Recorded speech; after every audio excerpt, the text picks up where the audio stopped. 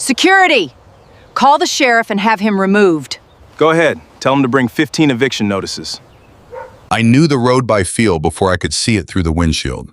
Every curve, the way the asphalt cracked near the third bend, where the cedar roots pushed up from underneath the sharp smell of damp pine needles drifting off the ridge. I had bought that field 8 years ago. Well, technically, my grandfather Elias had held the deed since 1974, but he'd signed it over to me when I turned 18, a clean, unencumbered title to 12 acres of quiet valley land. During my 15-month military deployment overseas, the property taxes had cleared quarterly from my military bank account, set on a strict autopay that never missed a single cycle.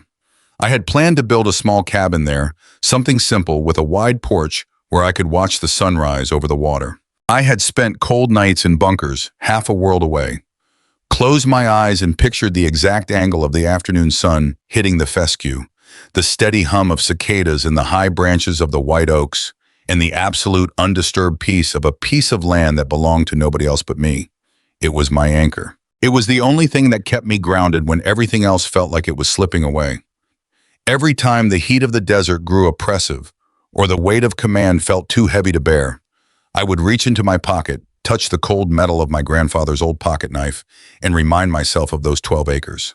They represented a future, a quiet sanctuary where I wouldn't have to look over my shoulder, where the ground beneath my feet wouldn't shake, and where my name was recorded on an official county deed that no one could challenge. What I found when I got back was a gate. It was a massive, imposing thing of black wrought iron, flanked by heavy stone pillars, and a polished brass sign that read Cedarwood Estates in elegant, expensive-looking serif letters.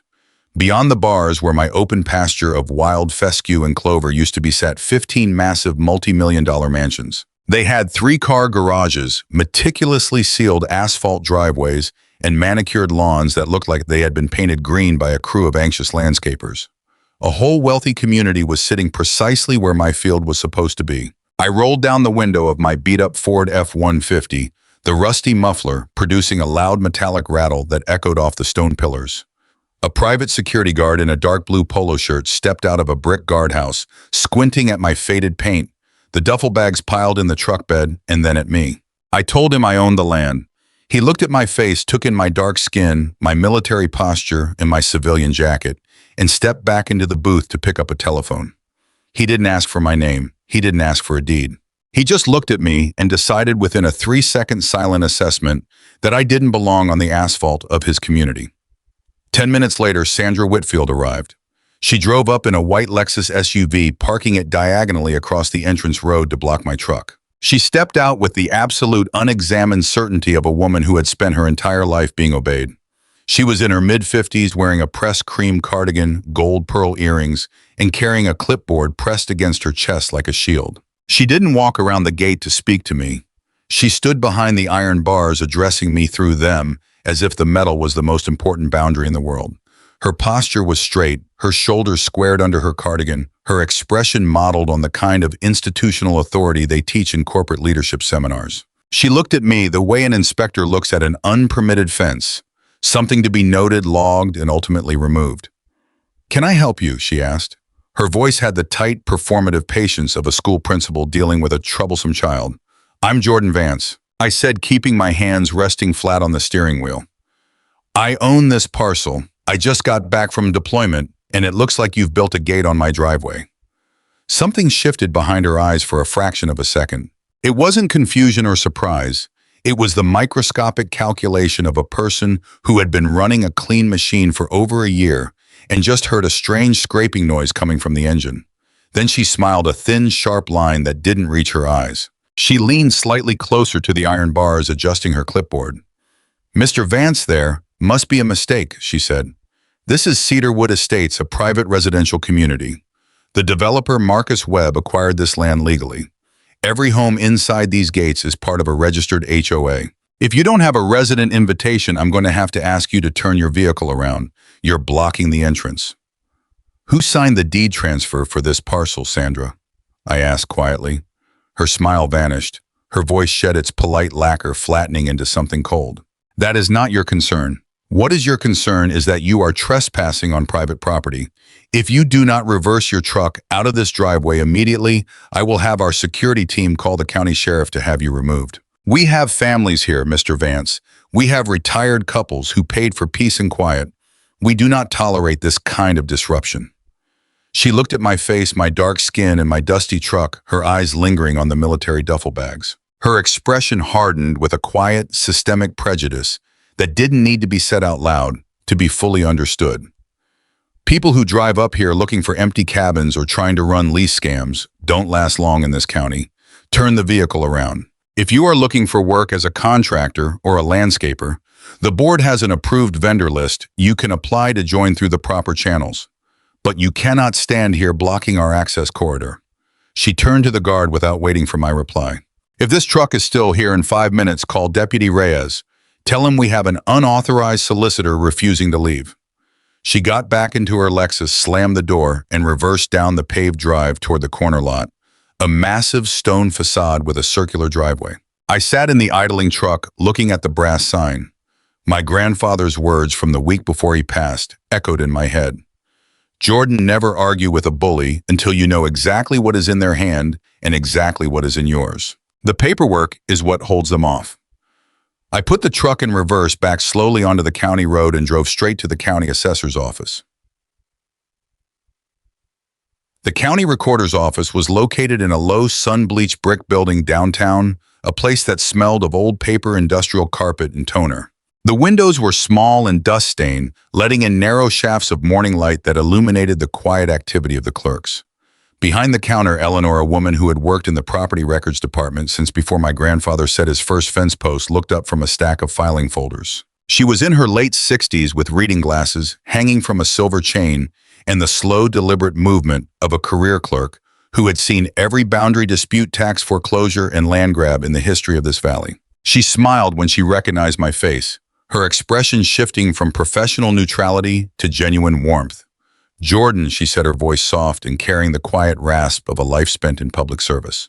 "I heard you were back. Your grandfather would have been proud of you. I used to sit right where you're standing now and complain about the city council's zoning maps for hours. What can I do for you today?" "I need to check the title history on my parcel," I said, setting my hands flat on the wooden counter. "Parcel 4471B, the 12 acres near the lake." She typed the number into her terminal. The keyboard clicked, a slow mechanical rhythm that felt like time itself was slowing down. The amber light of the CRT monitor reflected off her glasses. She watched the screen load and then she stopped. She stared at the monitor, her brow furrowing, then looked up at me, back at the monitor, and then back at me. The silence that followed was the heavy physical kind that falls when someone is looking at something that shouldn't be possible and trying to figure out how to explain it. "Jordan," she said quietly, her voice dropping as if she was sharing a secret she shouldn't have known. "This parcel is still in your name.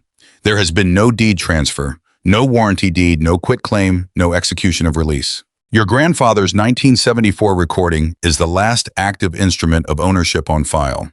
Your name is listed as the sole owner of record with 0 liens, 0 encumbrances, and 0 subsequent conveyances." "What about the subdivision plat?" I asked, leaning closer to the glass partition. "Cedarwood Estates. They've built 15 homes on it." She clicked through a few more screens, her fingers moving faster now, guided by a professional curiosity that had been fully awakened.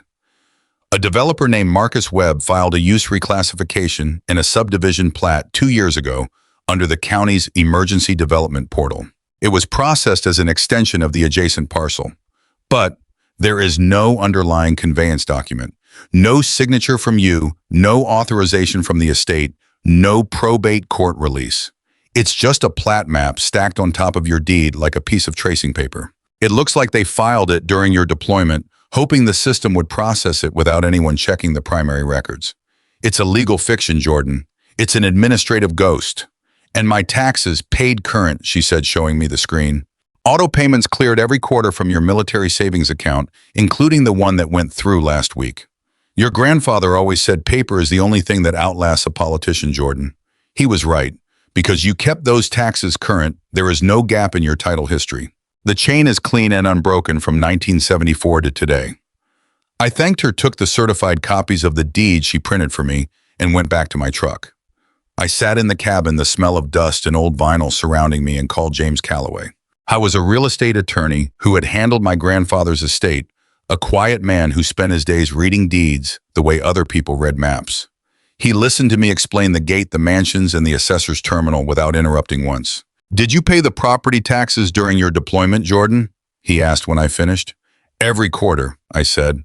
"Auto pay from my military account. I have the bank stubs."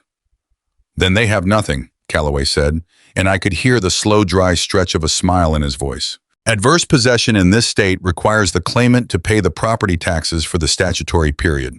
By keeping your taxes current, you've killed their entire legal defense before it even starts. But don't go back there yet. Let them commit to the path they've chosen. Every day they spend operating that gate on your land is another day of documented trespass. Let them build their houses, let them pave their roads, and let them spend their money. The more they build, the deeper they dig their own grave." For the next 2 weeks, I stayed at a quiet motel 10 miles down the road. I didn't write letters. I didn't make angry phone calls to the HOA board. But I didn't stay idle. On a Saturday night under the cover of the thick valley mist, I walked my property line. I avoided the paved road and the security booth, cutting through the fescue on the western boundary where the oak trees grew thick.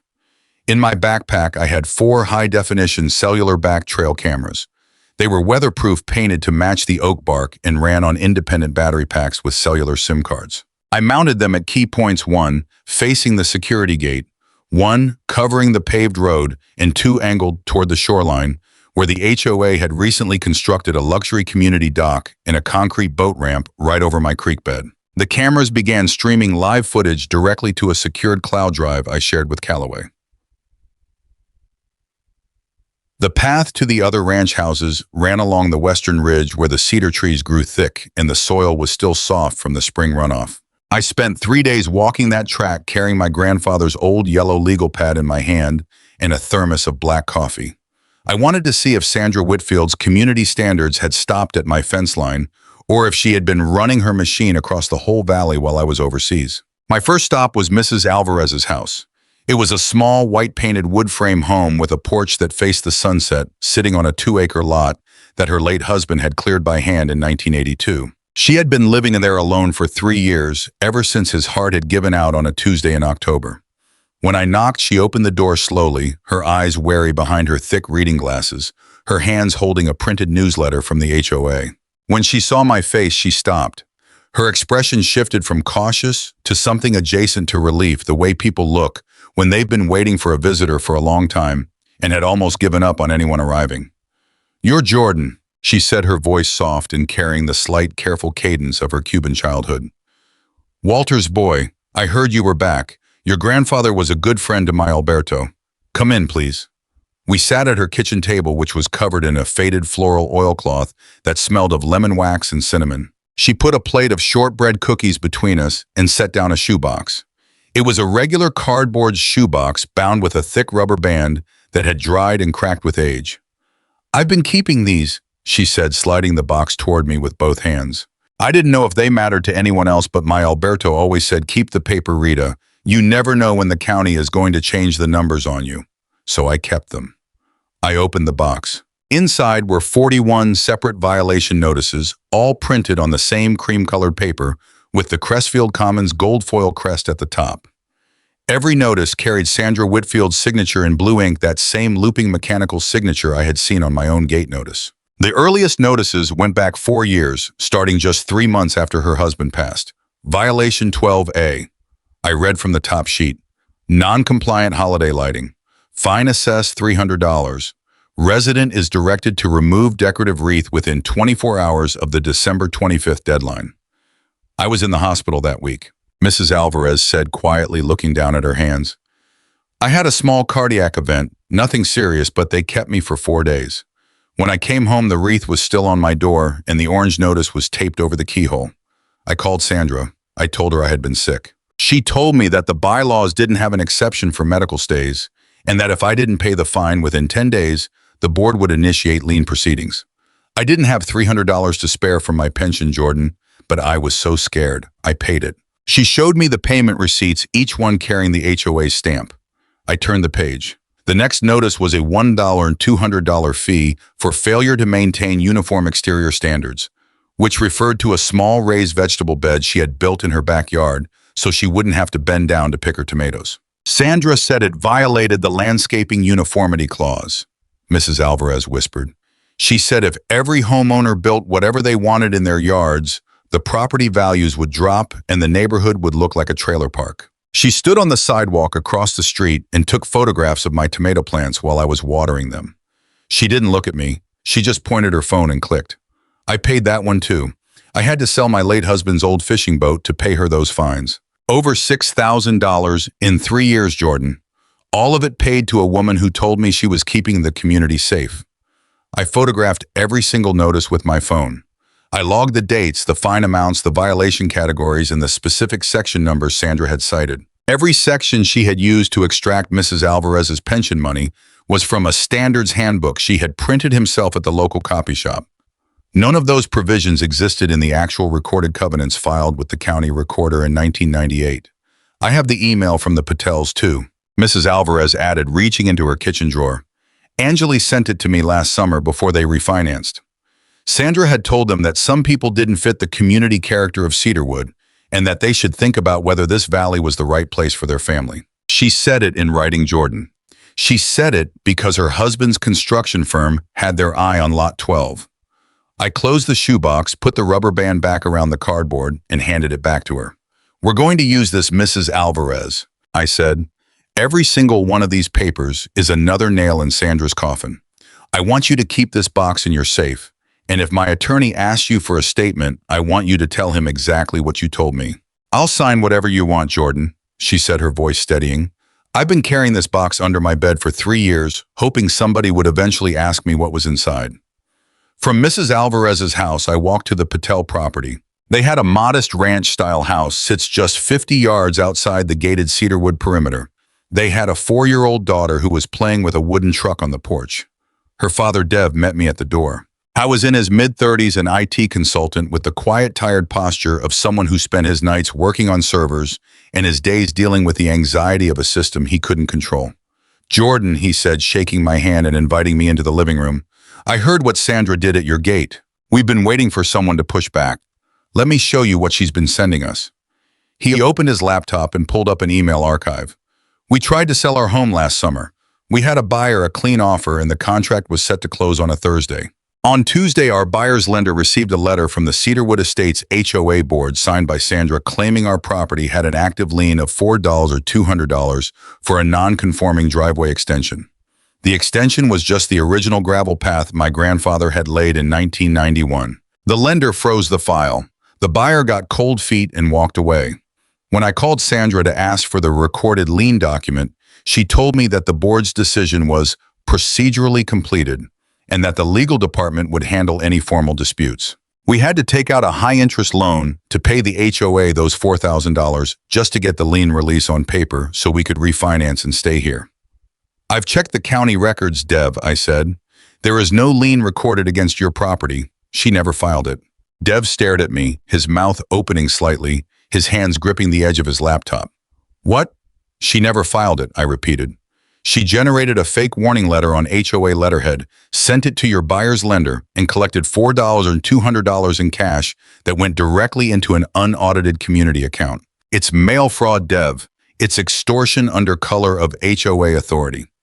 I have the email where she told a neighbor we didn't fit the community character. Dev said, his voice flat with a quiet, dangerous anger. I'll sign whatever statement your attorney needs, Jordan. I'll testify on Monday, on Tuesday, whenever you want. Just tell me what to write. Keep the records clean, I told him. And don't say a word to Sandra. Let her think she's winning until we walk into that courtroom. I added the Patel statement to my binder. It was now 3 inches thick, a physical ledger of Sandra Whitfield's Tri-County empire, built entirely on paper threats, fake seals, and the quiet fear of retired widows and young families who couldn't afford to find out if the clipboard carried any real teeth. Every page was a receipt. Every notice was a confession. I locked the binder in my truck's fireproof safe and went to bed. Within 48 hours of my visits, the HOA took the next step in their campaign. My phone buzzed with an alert from the trail camera mounted above the western fescue. I opened the live feed and saw a flatbed tow truck from a local company called Ridge Recovery idling at my entrance road. Sandra Whitfield stood beside the truck pointing at my Ford F-150, which I'd parked on the county gravel shoulder. "Tahoe's next." Her voice came through the microphone clear and sharp in the crisp morning air. "We have the emergency enforcement order. The truck has been flagged for 7 days. He's a delinquent owner, Mike. Lock the chain, winch it up, and bring it to the impound lot. We have the board authorization right here." The tow driver, a guy named Mike, whom I'd known since we played high school football together, looked at his clipboard, then at my truck, and then back at Sandra. He looked like he wanted to be anywhere else in the county. "Sandra," he said, scratching his chin, "this truck is parked on the county right-of-way. It's not on HOA asphalt. I can't tow a vehicle from a public road without a sheriff's authorization. My contract with your board only covers private residential streets inside the gate. It's community-adjacent land." Sandra snapped, her voice climbing half an octave, losing the polite cardigan-wearing posture she had spent years perfecting. "The bylaws cover the entire entrance corridor. He's been served 3 notices. He owes $87,000 in back dues and remediation fees. The board voted on Tuesday, and the lien is being filed this afternoon. If you don't tow this vehicle, I will personally contact your owner and have your company's exclusive contract with this development terminated by Monday." Mike stood there for a long moment looking at my truck. I didn't know I was watching. He didn't know the trail camera hidden in the white oak branch was recording his face, her clipboard, and the entire transaction in 1080p with a server-side timestamp. He took a slow breath, unclipped his chain, and hooked it around my front axle. "Okay, Sandra," he said, not making eye contact. "But if the sheriff comes out here, this is on your work order." "Let them come," she said with a sharp, triumphant laugh. "I have the attorney on speed dial. This kid thinks he can play soldier and ignore our rules. He's about to learn that the land belongs to the people who can afford the lawyers." I sat in my motel room and watched the winch turn. My grandfather's 1974 Ford F-150 was slowly pulled onto the flatbed, the metal groaning as the chains tightened. I didn't drive down there to fight them. I didn't yell. I didn't call the police. I simply opened my spreadsheet, created a new entry under the tab. Ridge Recovery Trespass, logged the license plate of the tow truck, the tow work order number visible on the clipboard through the high zoom lens, and the precise cost of my vehicle's retrieval, $640. The certified letter from their attorney arrived the following morning. It was 28 pages delivered by a professional process server who had me sign his clipboard and was back in his car before I'd finished reading the first paragraph. Cedarwood Estates HOA v. Jordan Vance. County Superior Court Civil Case Number 2026 CV1147. The complaint was a masterpiece of expensive legal fiction. It argued that because I had been absent and unresponsive during my 15-month military deployment, the HOA had acquired a superior equitable interest in the land through continuous improvement and public utility development. It cited the gate, the paved road, the water connections they had run through my pasture, and the $1.2 million they had spent beautifying an abandoned agricultural lot. It included a signed affidavit from Sandra Whitfield claiming that the HOA had openly and continuously managed the parcel since 2019, which they argued satisfied the statutory period for constructive transfer. Near the back of the folder was a settlement agreement. If I signed a quitclaim deed permanently surrendering all interest in parcel 4471B, the HOA would waive the accumulated fines of $87 and $400, refund my tow fee, and pay me $75,000 cash for my cooperation. I called Callaway the second I finished reading. "They've filed the quiet title, James," I said, "and they've attached a $75,000 carrot to it." "I see the electronic filing," Callaway said, "and I see the affidavit Sandra signed. Jordan, do you know what she just did? She put her signature on a sworn document claiming they've managed my land since 2019. I said. "Exactly," Callaway said, his voice flat and steady.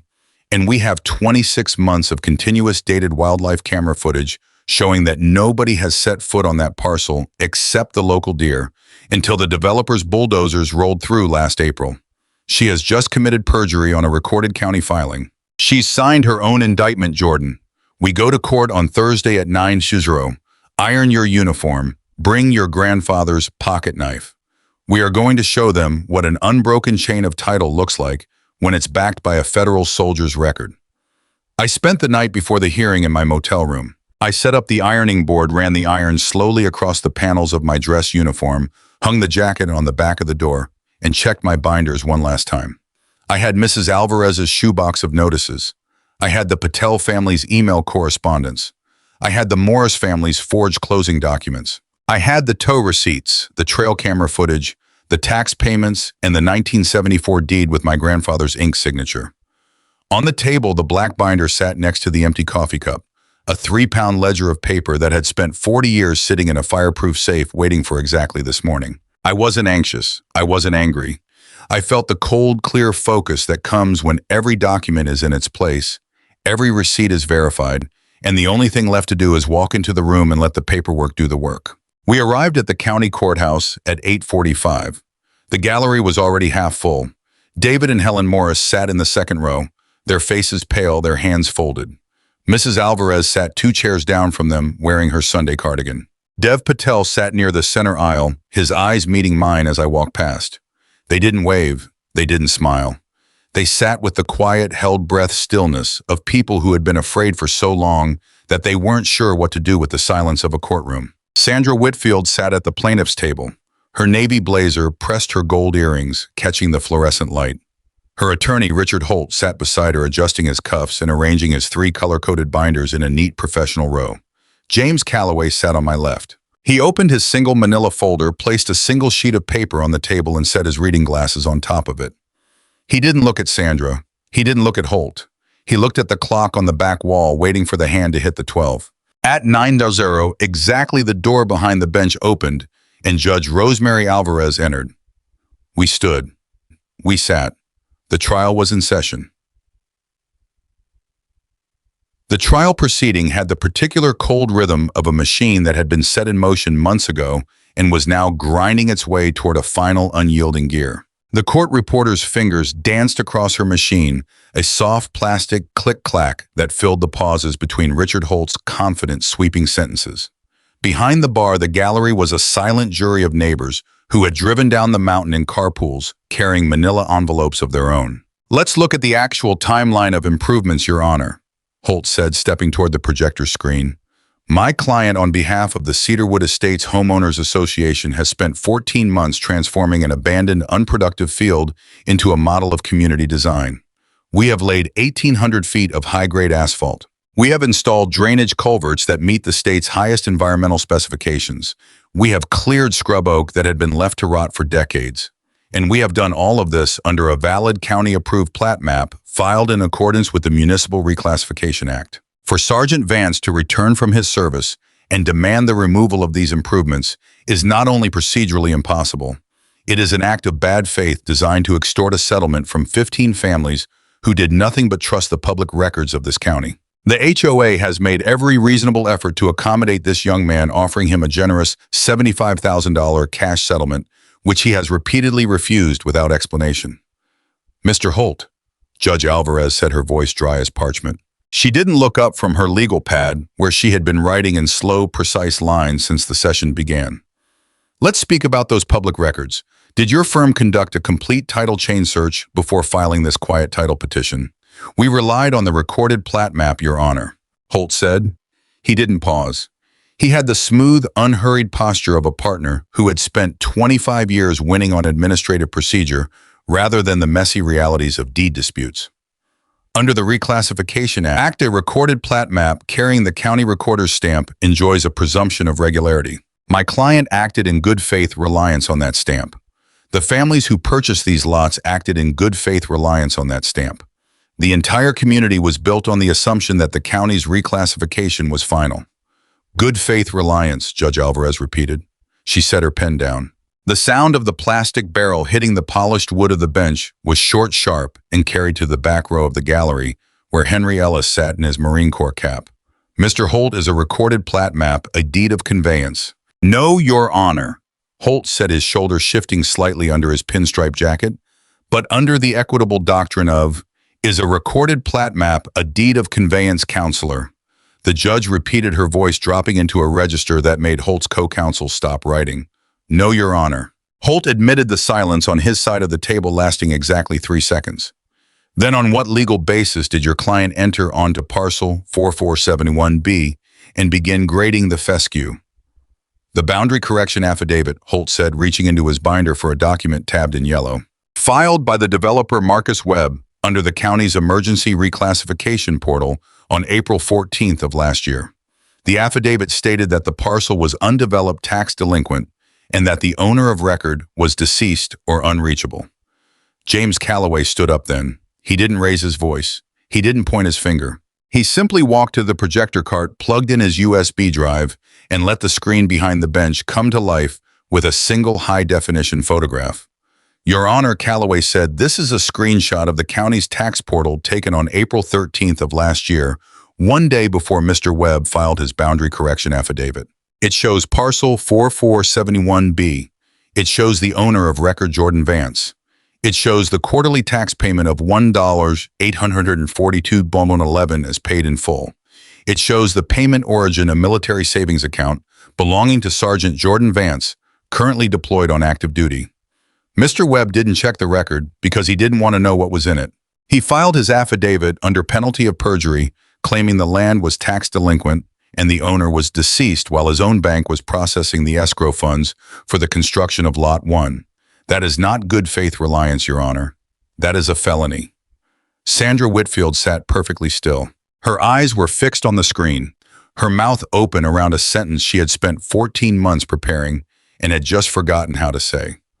Her co-counsel, a younger man with a neat haircut, slowly closed his folder, slid his chair back 3 inches, and looked at the exit. The courtroom held its breath, the only sound the soft rhythmic click of the court reporter's machine.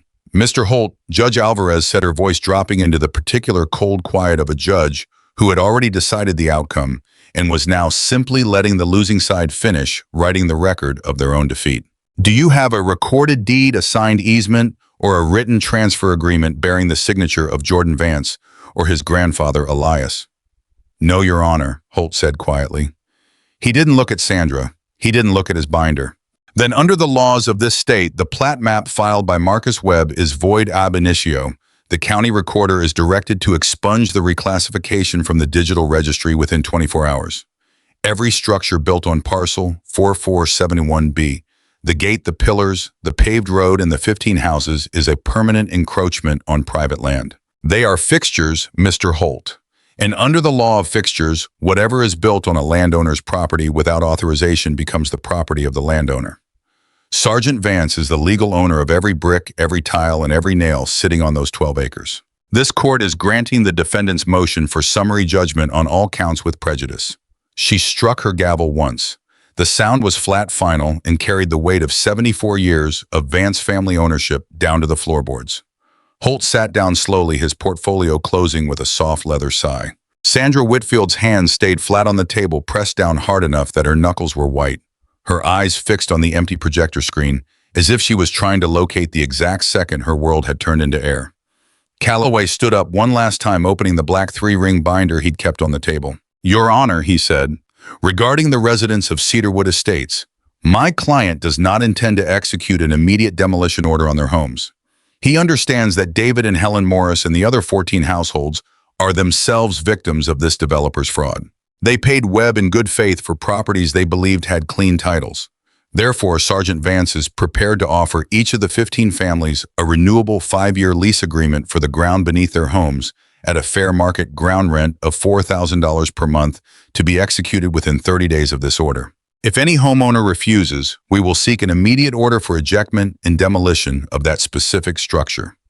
But as for Marcus Webb and Sandra Whitfield, we request a formal referral to the State Attorney General's office for the criminal investigation of filing false instruments and civil rights violations under the housing transparency statutes. Judge Alvarez looked down at the binder, then at the certified tax records, and then at Sandra. The referral is granted, the judge said.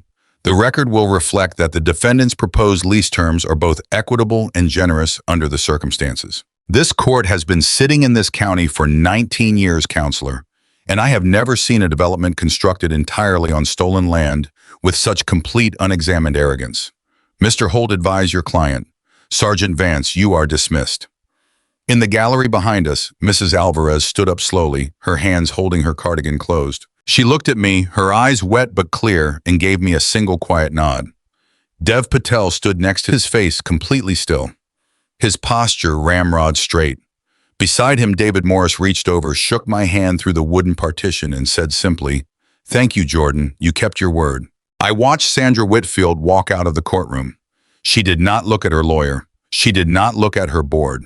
She walked past the empty benches with her chin down, her clipboard forgotten on the plaintiff's table where Richard Holt was already packing his briefcase. Her brother-in-law, who had signed the construction authorization, had quietly taken early retirement and left the state.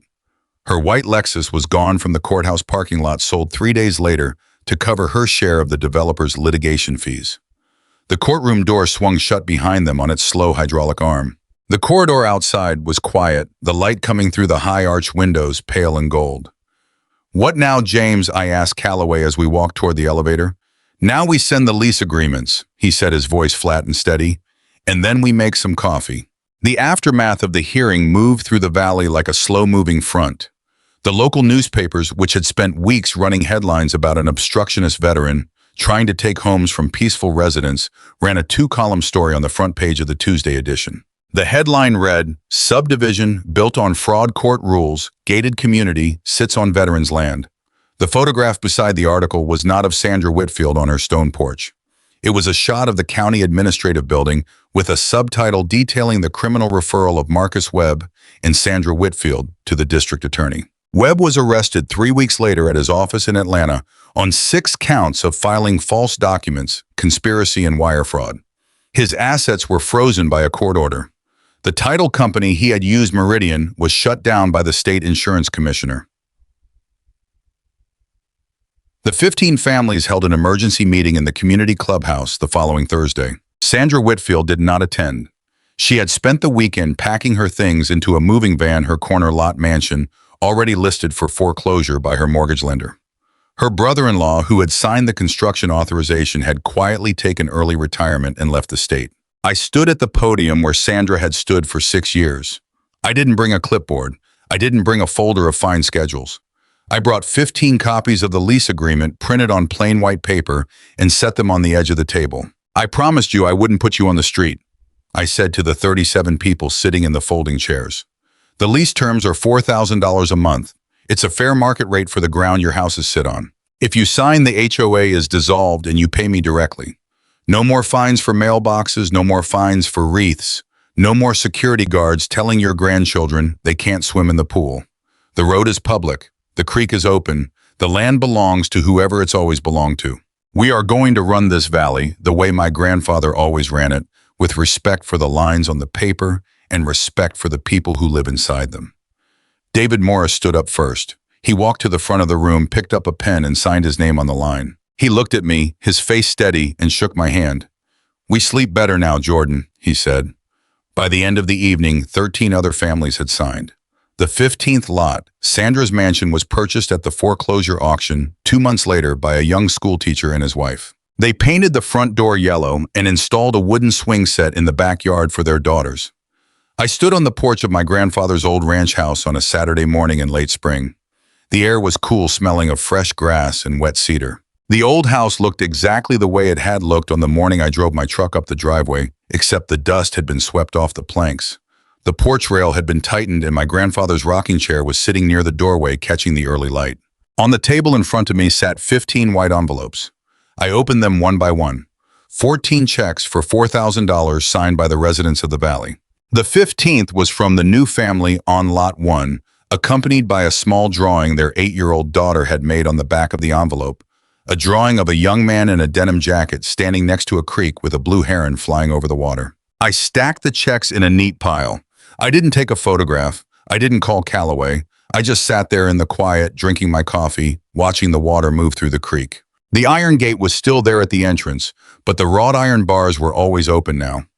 The brass sign that had read Cedarwood Estates had been replaced by a simple cedar board carved by my own hand, its letters clean in the morning light. Vance Ranch. Escalation 1974.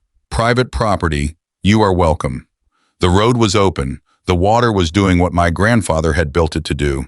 And the only person who had needed to leave was the woman who thought she ran the place. I finished my coffee, walked down the porch steps, and got to work on the pasture fence. The cedar post went in straight level and plumb exactly 18 inches inside my recorded deed line. Some lines are worth drawing in the soil, and some lines are worth keeping forever.